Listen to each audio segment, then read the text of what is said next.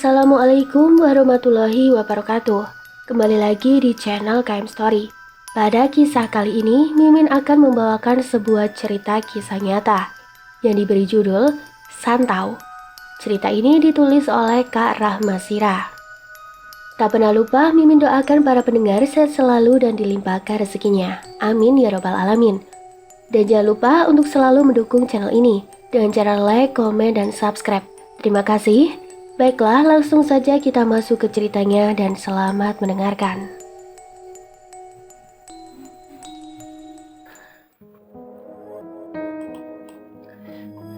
Perkenalkan, nama aku Wiwi, nama samaran. Aku bekerja di salah satu kantor pemerintah di desa kami. Desaku terletak di ujung salah satu pulau di Semenanjung Melayu, Provinsi Riau. Aku lahir dari seorang ibu keturunan Jawa dan ayahku keturunan Melayu Palembang. Aku dibesarkan oleh ayah yang sangat baik dan bijaksana dan seorang ibu yang lembut. Ayahku bekerja sebagai kepala desa di kampungku, sementara ibuku bekerja mengurus rumah tangga. Aku anak pertama dari 3 bersaudara. Peristiwa itu terjadi saat aku berusia 10 tahun, adikku 6 tahun, dan si bungsu masih dalam kandungan ibuku 7 bulan. Sedangkan saat ini aku berusia 32 tahun, masih lajang. Singkat cerita, pada suatu hari ayahku yang merupakan bukan penduduk asli daerahku, alias kami penduduk pindahan. Namun dia terkenal sangat ramah, pandai bergaul, dan suka menolong antara sesama di kampungku. Makanya, tak heran kalau dia sangat disenangi dan disegani walaupun ekonomi kami terbilang tidak begitu bergelimangan, tapi tetap kami syukuri. Daerahku sangat terpencil, hingga bisa dibilang akses menuju kota harus melalui jalan setapak pada saat itu. Kejadian itu bermula saat ayahku ditawarkan untuk mencalonkan diri sebagai salah satu kandidat kepala desa di kampungku. Dikarenakan ayahku seorang yang memiliki pendidikan lumayan bagus, sementara kandidat lainnya hanya menang dari segi ekonomi. Mereka lebih kaya dari keluargaku. Ada seorang tokek karet dan seorang pengusaha. Jumlah kandidat keseluruhan ada 3 orang termasuk ayahku. Pada saat hari pemilihan tiba, kulihat ibuku sibuk merapikan baju ayah dan berbenah ini itu mempersiapkan apa yang perlu dipersiapkan. "Yah, ikut!" seru aku dan adikku. "Kakak aja yang ikut, adik tinggal saja temani ibu di rumah ya," tutur ayahku.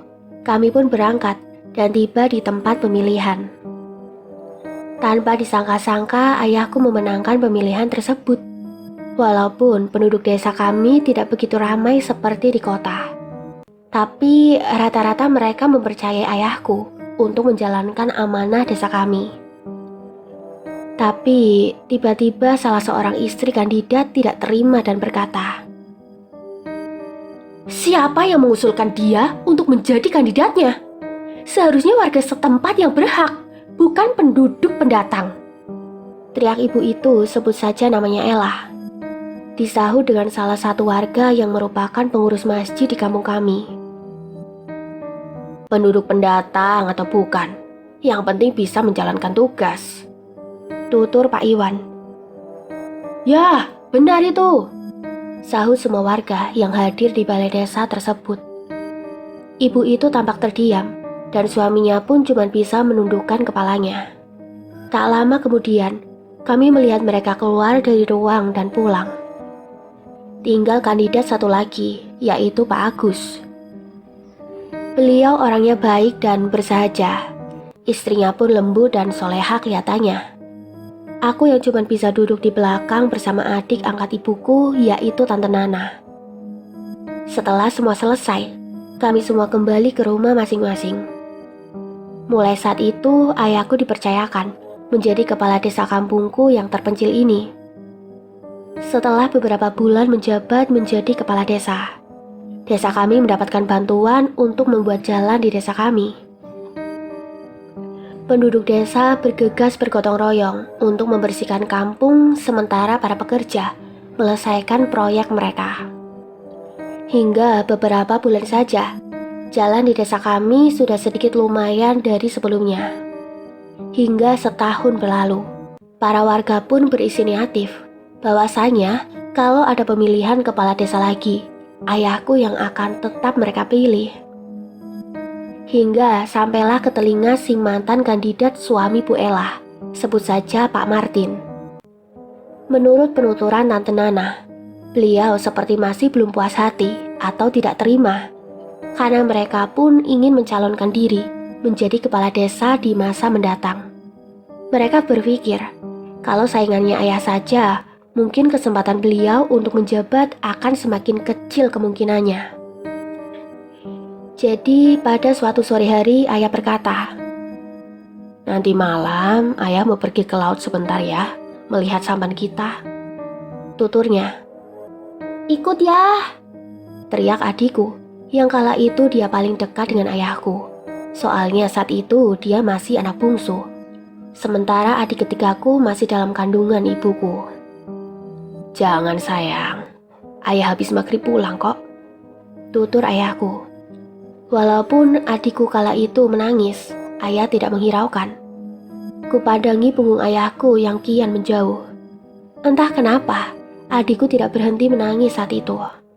Biasanya palingan dia akan merengek jika ayah atau ibu pergi dan tidak menyertakan dirinya. Malam pun tiba, seingatku sekitar pukul 7 malam, namun ayah belum juga kembali. Kebetulan, laut tempat sampan ayah diikat tidak jauh dari rumah Tante Nana. Jadi aku ingin menyusul ayah di sana. Siapa tahu dia di rumah Tante Nana sedang bercengkrama dengan suaminya. Karena biasanya selalu seperti itu. Jadi aku pergi sendiri berlari. Cuma ditemani lampu jalan dari PLN yang masih satu-satu.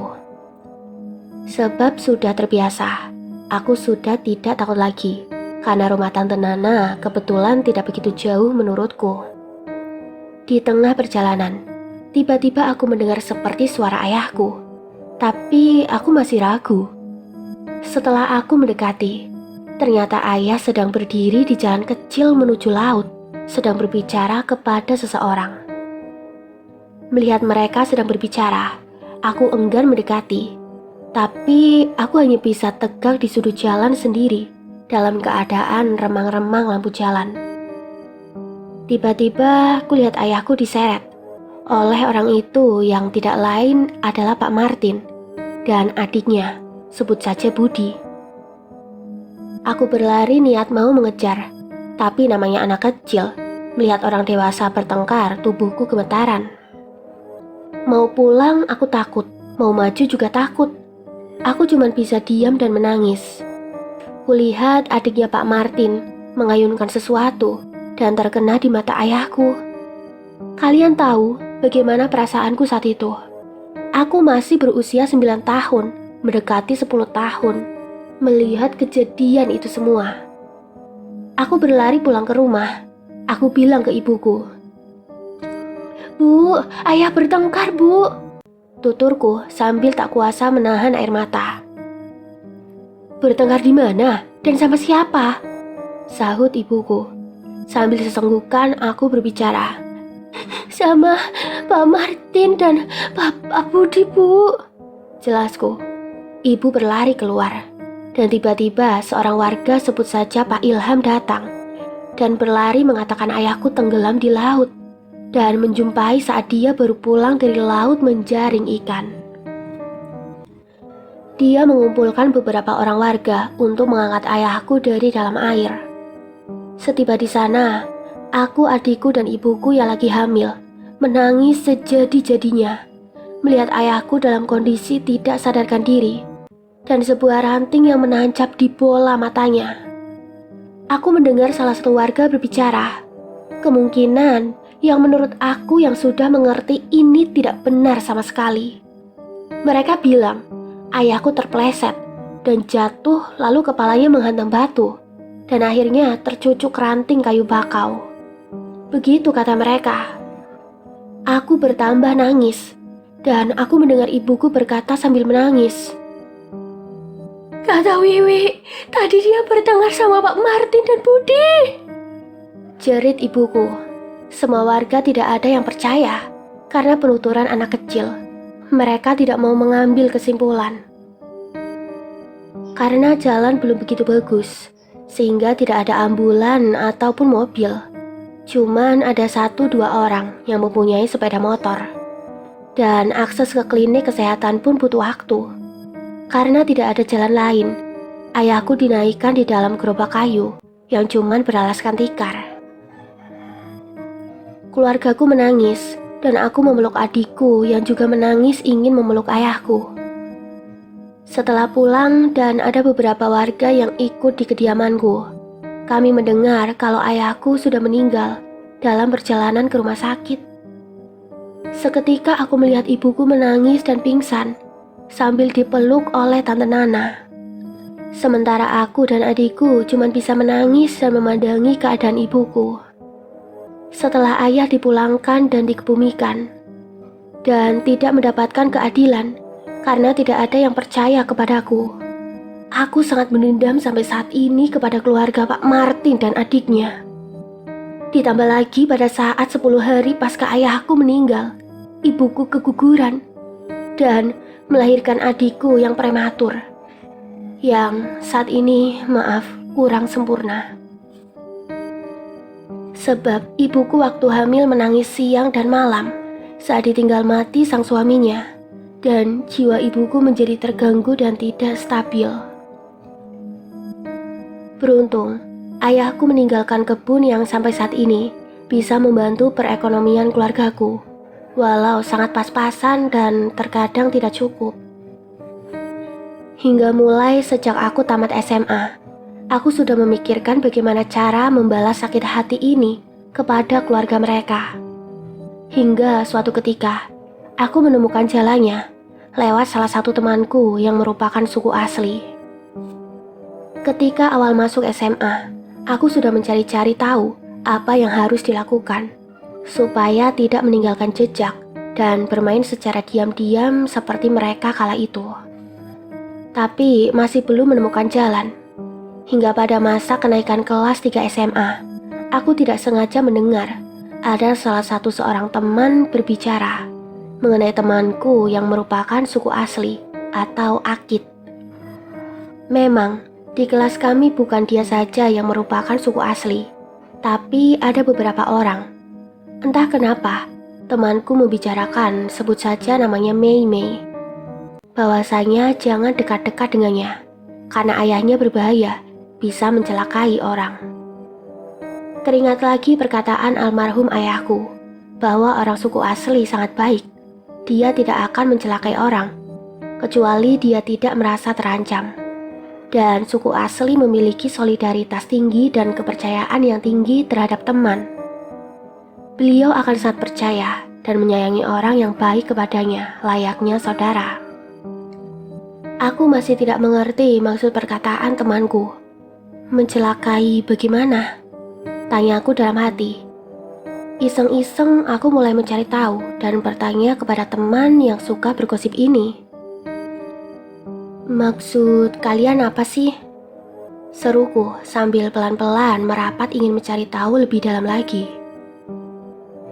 Itu loh, kamu jangan pernah main ke rumahnya dan makan atau minum apa yang dihidangkan keluarga mereka.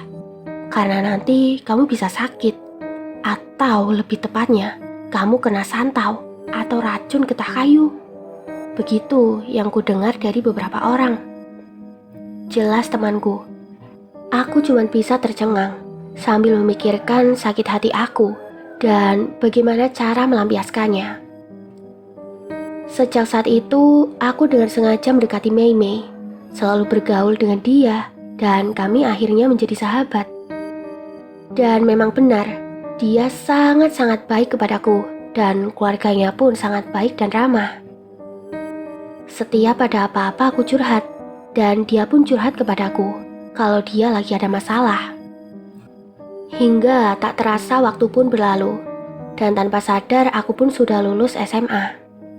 Dan akhirnya aku memberanikan membuka mulut, bertanya dan mengutarakan niatku kepada sahabatku Mei Mei. Dia sangat pengertian dan ikut menangis bersamaku. Aku mengatakan, selama ini aku sangat menderita, memikirkan sakit hati kepada keluarga Pak Martin dan Budi yang membuat hidup keluargaku berantakan. Dari raut wajah Mei Mei, dia mengambil sedikit penderitaanku dan seraya menguatkanku. Dia pun berkata, "Nanti aku cari tahu caranya ya, Wi." Jelasnya, hingga seminggu pun berlalu. Mei Mei mengajakku bertemu di sebuah pantai sembari liburan, dan dia mengatakan bisa membantuku lewat ayahnya.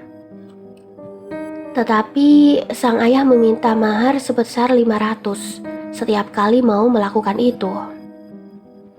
Ya, namanya anak baru tamat SMA, belum ada apa-apa. Beli bedak dan bensin saja, masih mengandalkan hasil kebun. Bagaimana mau membayar biaya yang menurutku bagi anak kampung biaya segitu lumayan besar bagiku. Aku pun bertekad untuk cari kerja sambil kuliah di luar daerahku.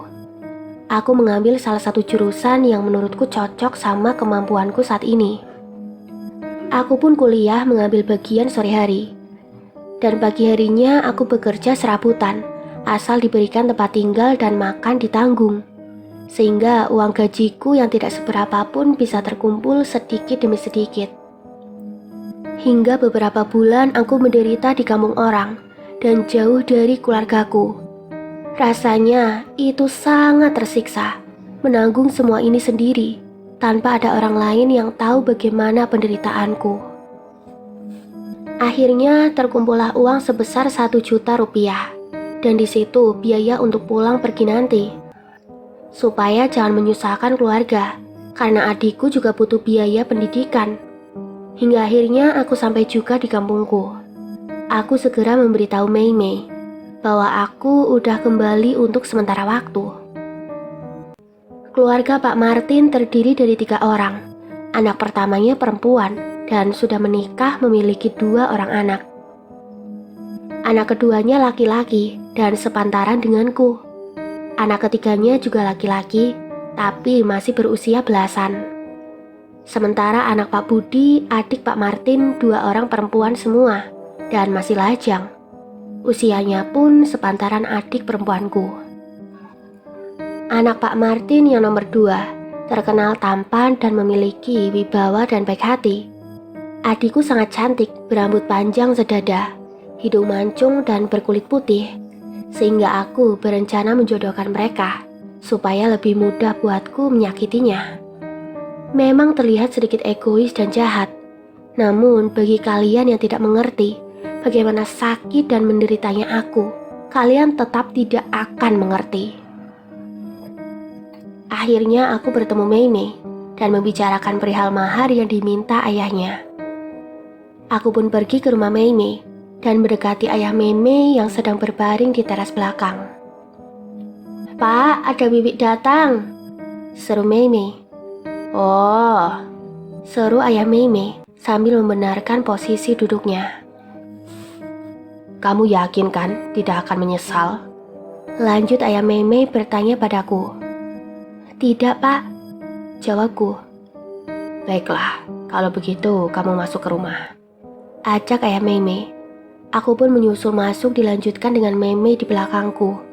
Dan kami duduk di ruangan yang tidak begitu luas. Masih bisa kulihat keluar rumah yang mana halamannya terdapat 4 ekor babi peliharaan yang sedang berkeliaran. Setelah keluar dari kamar, sambil membawakan sebuah mangkuk yang terbuat dari batok kelapa dan 2 botol kecil serbuk, entah apa, aku tidak tahu apa kandungannya. Satu memiliki tutup warna putih dan satu lagi warna hitam. Rupanya dia telah menyiapkan seekor ayam jantan berukuran tanggung. Mungkin sudah jauh-jauh hari Mei Mei memberitahu ayahnya, pikirku. Dia menikam leher ayam tepat di depanku dan memasukkan darahnya ke wadah dari batok kelapa dan disertakan mencampurkan bubuk dari botol putih ke darah ayam tersebut dan menyodorkannya kepadaku. "Mana maharnya? Bapak meminta mahar, bukan sebahan memanfaatkan kalian. Tapi inilah syaratnya. Katanya sambil menyodorkan batok kelapa yang berisikan darah ayam yang dicampurkan tadi. Aku pun segera merogoh amplop yang sudah kusediakan dari rumah. Minum, ini penawar racunnya. Mereka yang terkena tidak akan sembuh bagaimanapun mereka diobati, kecuali mereka meminum darahmu. Makanya, jangan sampai ketahuan. Tutur ayah Meimei. Aku yang memandangi darah ayam seketika mual, tapi harus aku tahan. Segera aku menahan nafas dan meminumnya sampai habis. Setelah itu, ayah Meimei menyodorkan botol kecil bertutup hitam ke hadapanku. Ini racun santaunya. Satu botol kecil ini cuma bisa mengenai satu orang. Jadi pikir-pikir siapa yang akan jadi sasaranmu. Tuturnya lagi. Setelah selesai aku pamit dan kembali ke rumah. Setelah beberapa lama, anak kedua Pak Martin yang kujodoh-jodohkan sama adikku akhirnya mulai mendekati adikku yang memang adikku sangat cantik.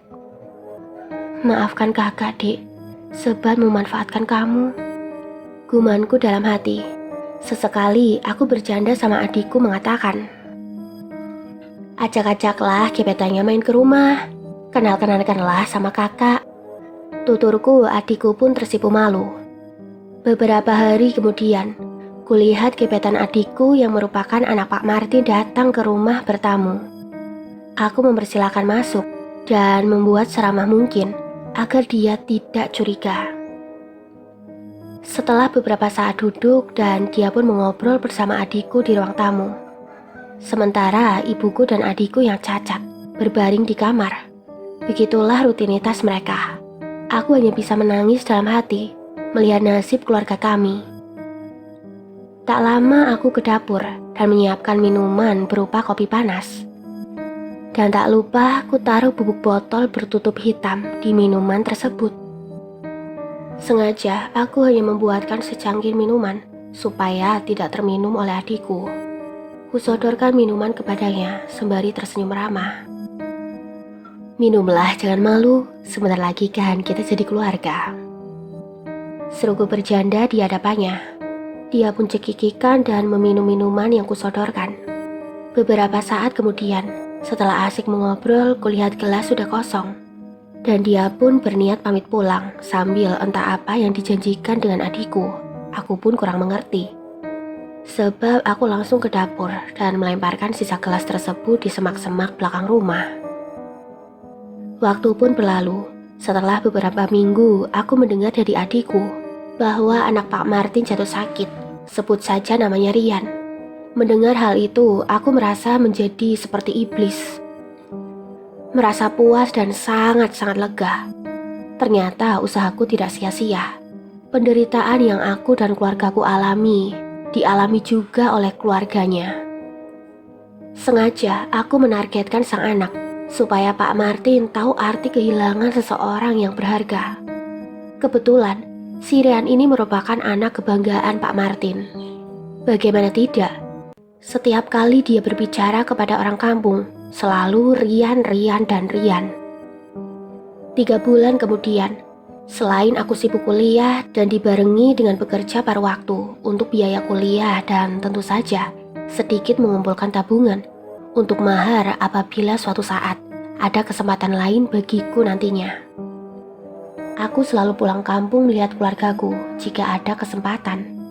Dan tidak jarang aku selalu bergonta-ganti pekerjaan sampai aku tidak sempat mencari pasangan sampai saat ini.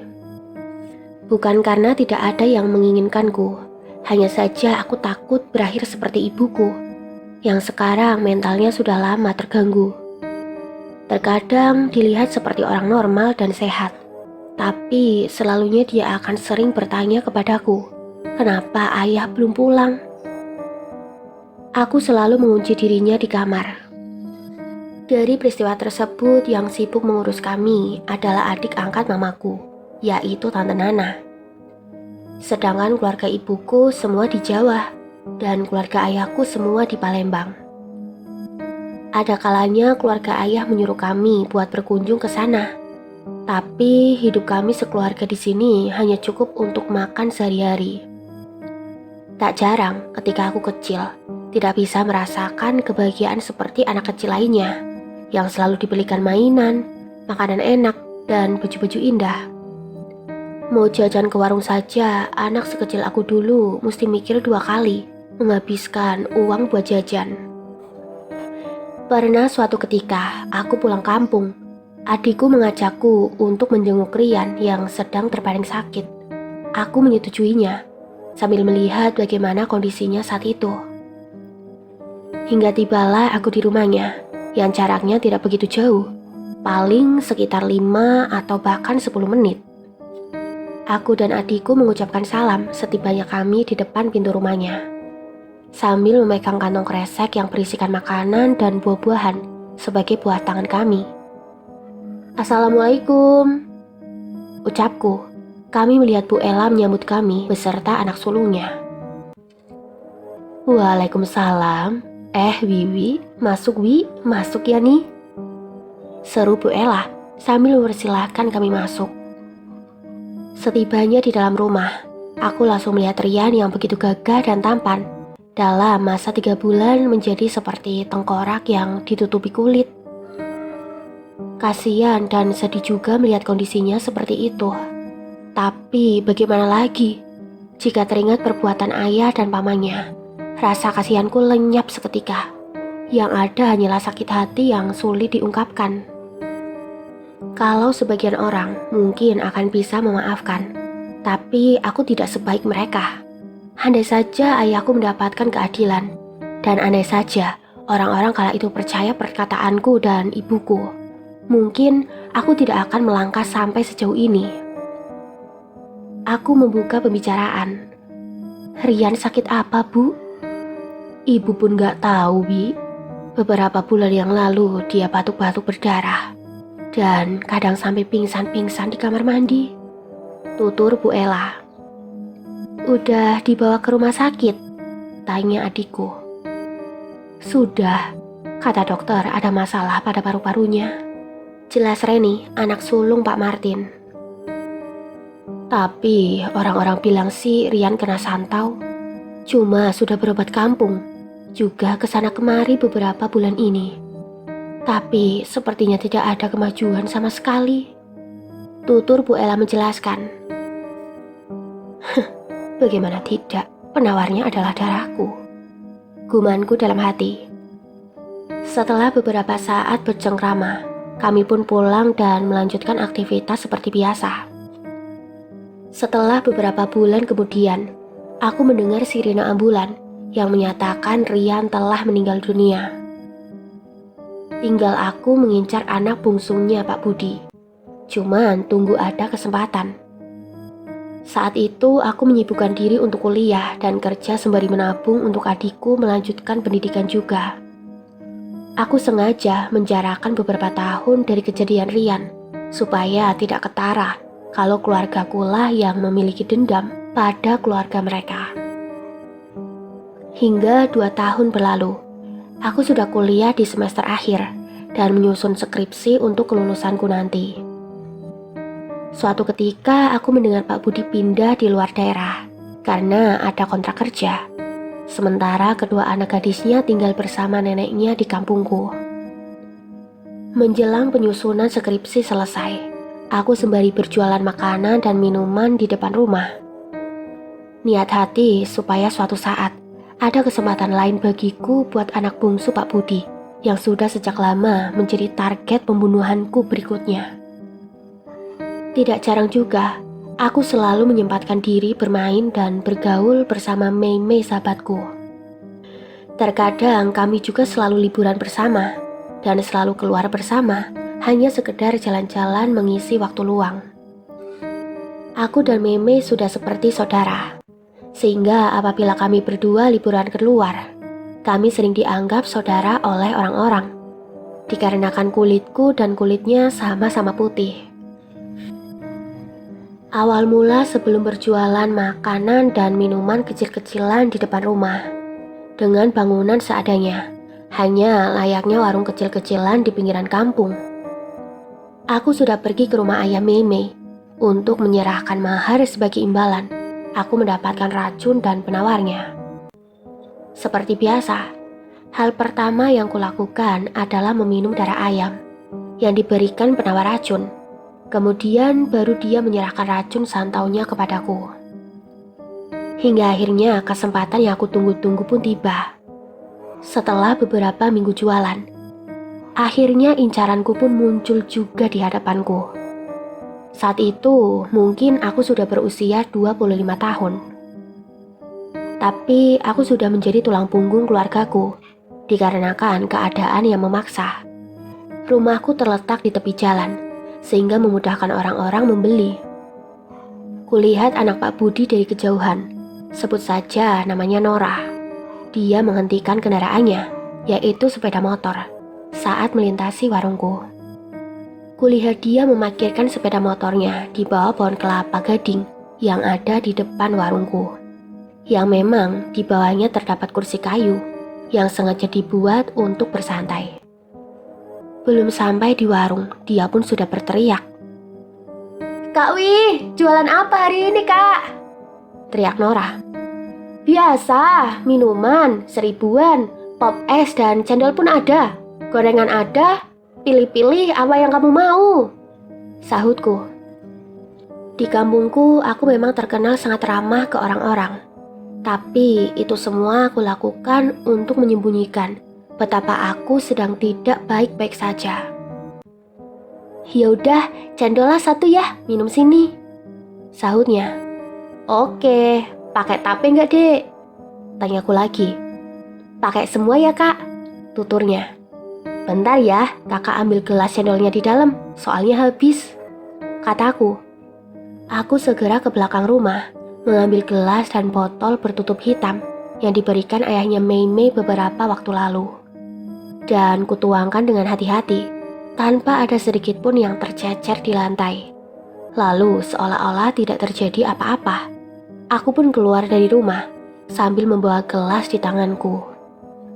Kulihat dia sedang memandangi handphonenya yang kala itu masih ngetren BlackBerry dan belum ada smartphone seperti sekarang. "Sebentar ya, kakak siapkan dulu," sahutku memecah suasana hening sambil menuangkan campuran-campuran cendol yang mana di dalam gelas sudah ada bubuk yang diberikan ayah Mei.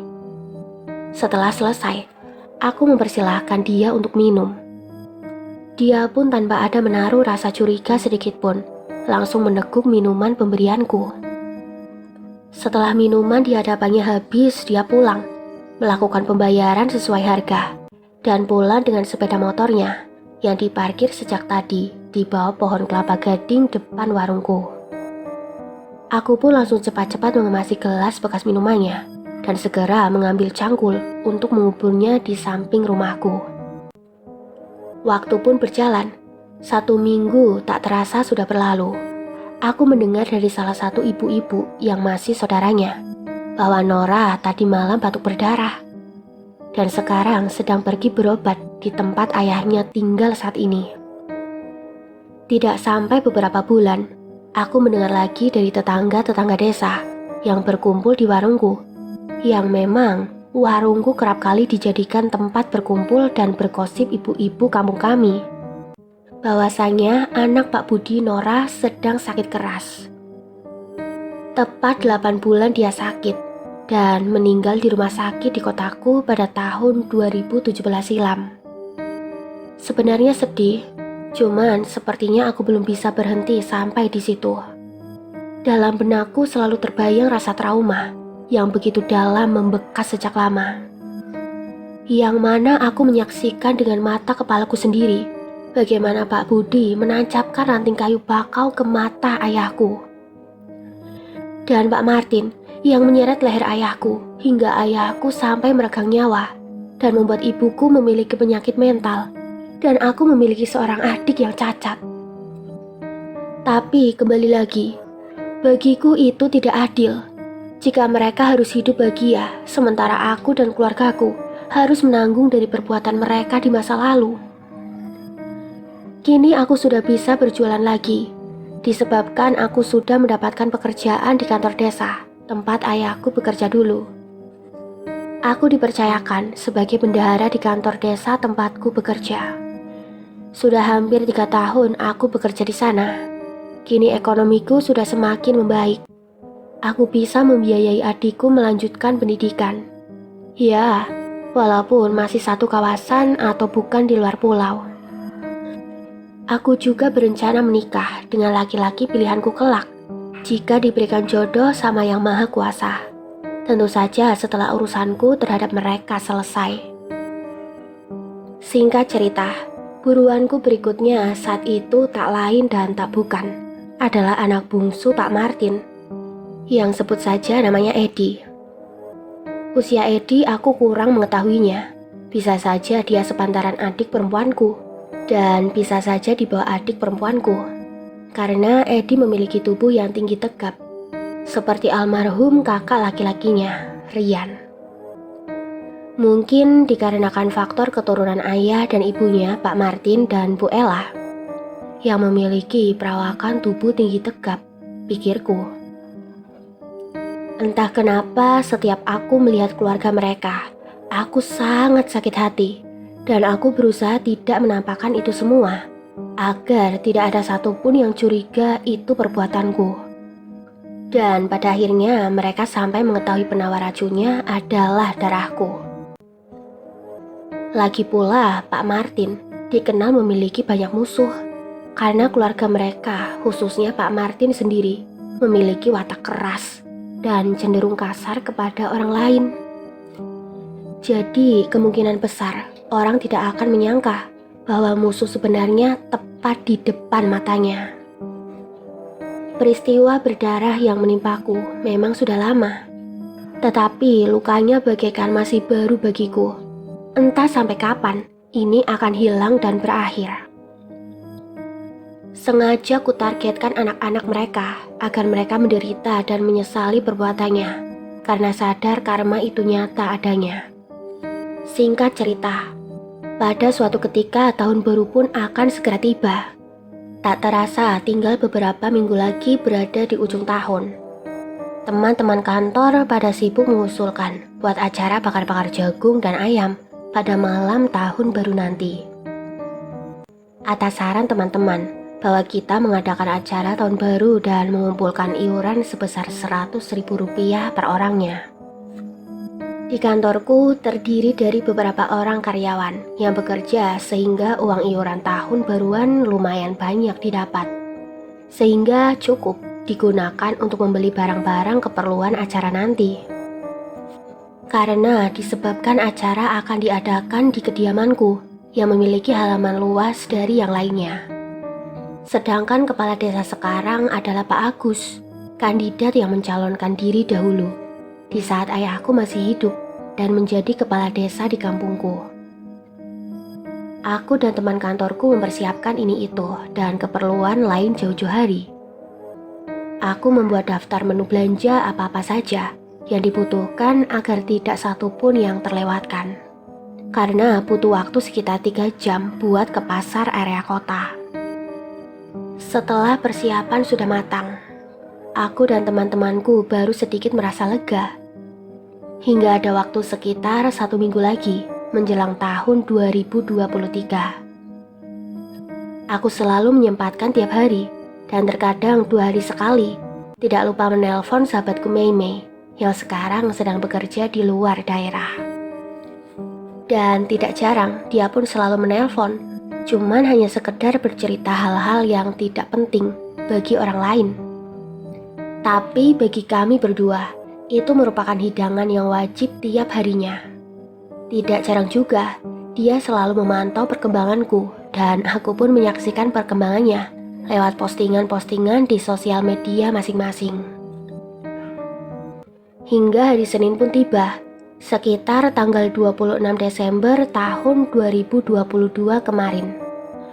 Aku menyarankan kepada teman-teman kantor di desaku untuk merayakan tahun barunya menyertakan pemuda dan pemudi kampung agar makin meriah dan ramai. Mereka pun menyetujui usulanku tersebut tanpa menaruh curiga sedikit pun bahwa ada niatku di balik itu semua. hingga sekiranya persiapan sudah matang. Sore harinya setelah selesai, aku menyempatkan diri bertanya kabar sahabatku yang kini sedang tidak berada di sisiku. Aku menceritakan keluh kesahku kepadanya, dan dia pun menyetujui dan mendukung apapun keputusan yang akan aku ambil. Aku bersiap berangkat ke rumah ayah Mei untuk menyerahkan mahar ketigaku kepadanya. Seperti biasa, sesampainya aku di rumahnya, aku disambut dengan sangat baik oleh keluarga mereka. Layaknya menyambut anak sendiri baru pulang, begitu yang aku rasakan. Sehingga setelah beberapa saat bercengkrama dan berguru senda, aku pun mengutarakan niatku. Walaupun dia sudah pasti mengetahuinya, tanpa perlu aku menjelaskannya. Setelah menyerahkan mahar, dan mereka memberikan apa yang aku butuhkan, aku pun bergegas pulang. Sesampainya di rumah, aku menyimpan baik-baik, hingga tidak ada satupun orang di rumahku tahu apa yang akan aku lakukan, termasuk adik perempuanku. Karena pada saat itu, dia masih sangat kecil dan tidak menyaksikan apa yang aku saksikan. Dia hanya mengetahui bahwasanya ayahku kecelakaan tanpa disengaja. Sementara ibuku tidak bisa menceritakan apa-apa kepadanya, dikarenakan mengurus dirinya saja tidak bisa. Mulai saat setelah peristiwa berdarah yang menimpa suaminya. Setiap kali aku berbuat demikian, bukannya aku tidak tersiksa, aku selalu menangis. Namun, setelah aku pandangi wajah ibuku dan adikku yang cacat, ketakutan dan rasa bersalah itu hilang. Hingga hari hanya pun tiba, tanggal 31 Desember tahun 2022, bertepatan malam minggu. Setelah mempersiapkan keperluan untuk acara bakar-bakaran, tak terasa malam pun tiba. Para pemuda-pemudi kampung satu-satu berdatangan di kediamanku, termasuk teman kerja, yang mana acaranya diadakan di luar rumahku, dengan hanya duduk lesehan di atas tikar yang sudah disediakan. Acara-acara seperti ini menurutku memang lebih cocok dan seru jika diadakan di halaman terbuka, bukan dalam ruangan tertutup. Selain kita memerlukan api unggun dan media pembakaran, yang mana itu semua tidak bisa dilakukan jika dilakukan di dalam rumah atau ruangan tertutup.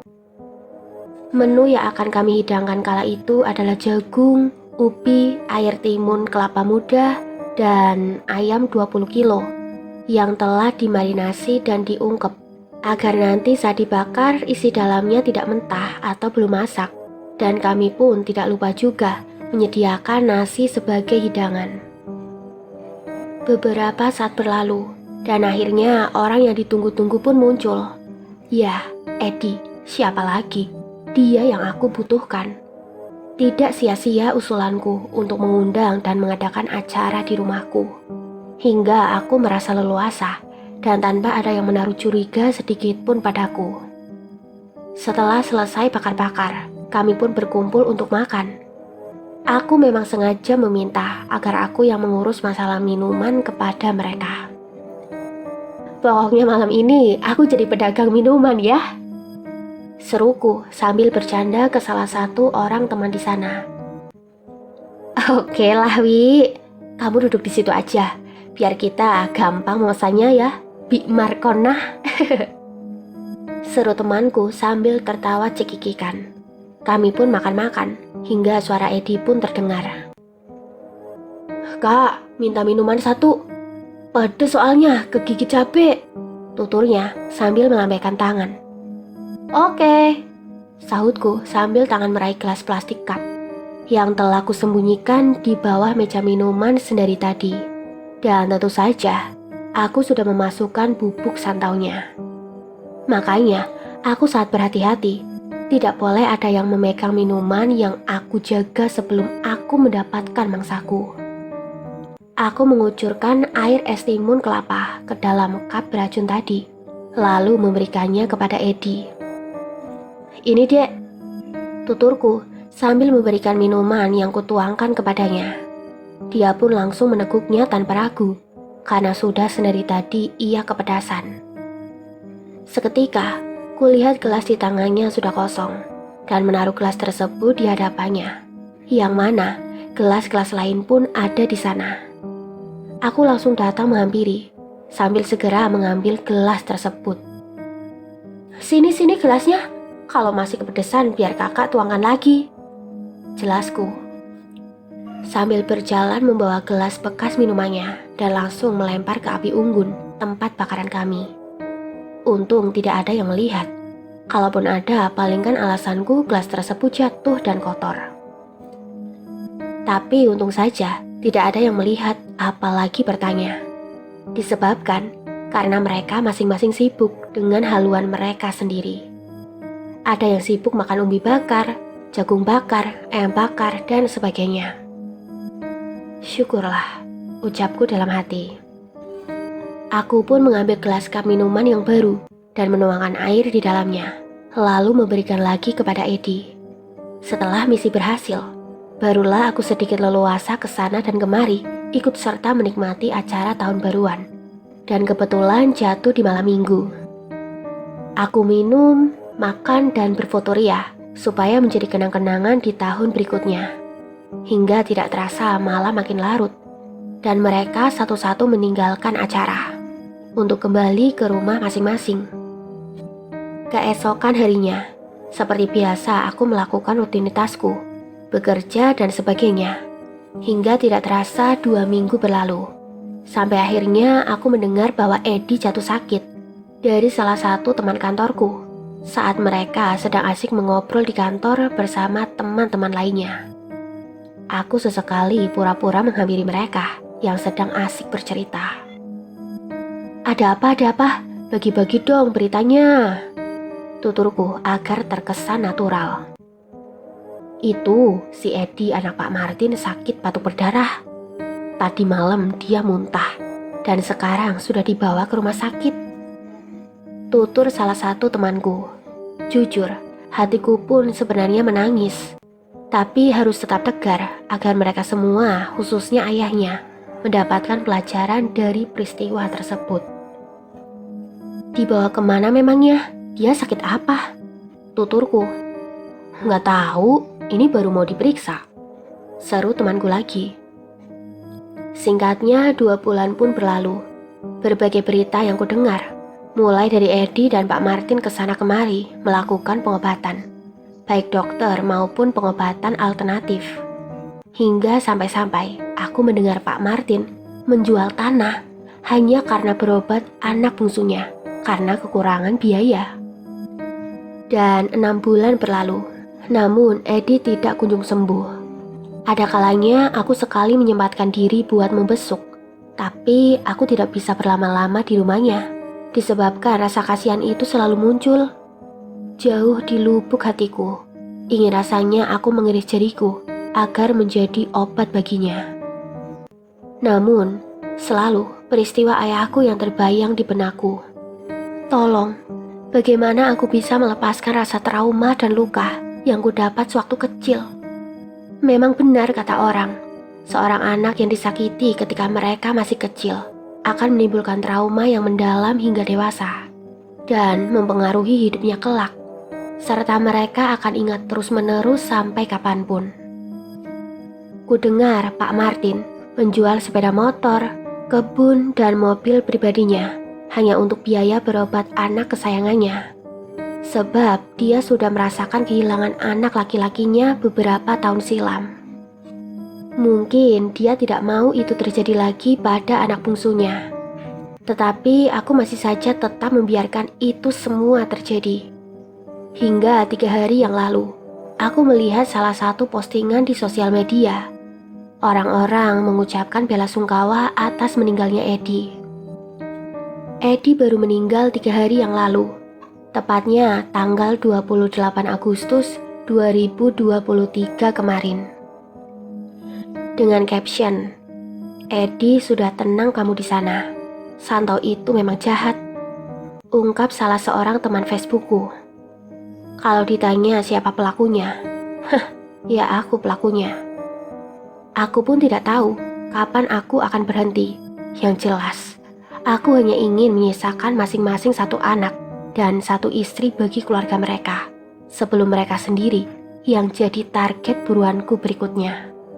Iya, kali ini bersiaplah kamu Pak Budi dan Pak Martin. Kalian targetku berikutnya. Selesai. Semoga cerita ini menjadi pembelajaran untuk kalian para pendengar, bahwa sebaiknya apapun yang kalian lakukan jangan curang. Ini semua tidak akan terjadi jikalau orang tua dari Wiwi itu tidak dibun-bun oleh Budi dan Pak Martin.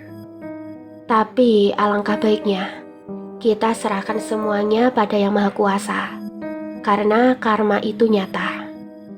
Baiklah, tunggu cerita lainnya di video selanjutnya. Mimin pamit undur diri. Wassalamualaikum warahmatullahi wabarakatuh.